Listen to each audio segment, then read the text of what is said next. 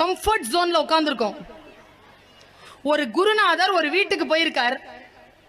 அந்த வீட்டில் ஒரு 2 ஏழைகள், 3 குழந்தைகள். அதை பார்க்கிறார். என் வாழ்க்கையின் சிந்தனையில் அப்படியே விதைச்ச ஒரு விஷயம். நான் மாறி போனேன்.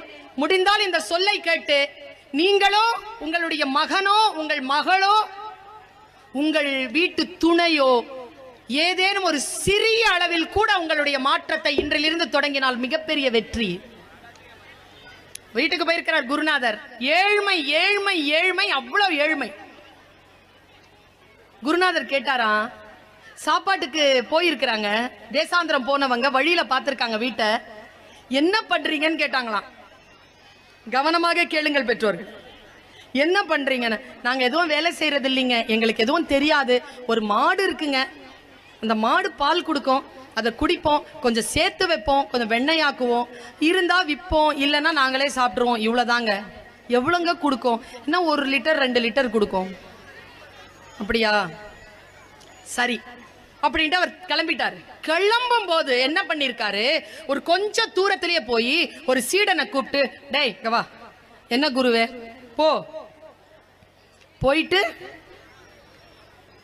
அந்த மாடு இருக்குல்ல, ஆமா, அதை காட்டில் துரத்தி விட்டுருனார். ஐயோ செத்துருவாங்க அவங்க.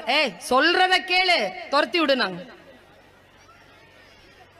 நான் என் பெற்ற தாயின் ஆணையாக சொல்லக்கூடாது, சொல்கிறேன். என் மகனிடத்தில் சில விஷயங்களை நான் அப்படி செய்ததனால் இன்றைக்கு அவன் மிகப்பெரிய வளர்ச்சியை அடைந்து கொண்டிருக்கிறான்.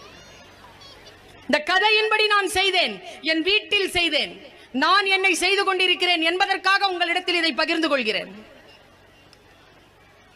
துரத்தி விட்டுற மாட்டேன். நான் நேரா போய் குருநாதர் சொல்றான்னு எடுத்துட்டு போய் மாட்டை விட்டுட்டாங்க.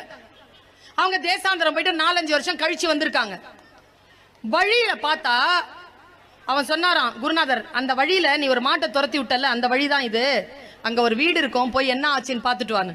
போய் பார்த்தா அங்க குடிசை இல்ல, மாட மாளிகைகள் கட்டப்பட்டிருக்கு, நிறைய வேலைக்காரங்க, நிறைய செல்வம். பயந்து ஓடி வந்துட்டாராம். சார் அது வேற வீடா இருக்கு சார், உள்ள பாரு யார் இருக்கான்னு.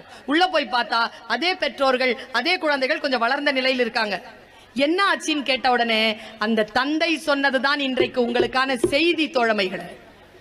அந்த தந்தை சொன்னார், என்னிடத்தில் ஒரு மாடு இருந்தது, அந்த மாட்டை மட்டுமே நம்பிக்கொண்டு நாங்கள் பால் கறந்து குடித்துக் கொண்டிருந்தோம். ஒரு குருநாதர் வந்தார், அவர் போனதற்கு பிறகு மாடு காணாமல் போய்விட்டது.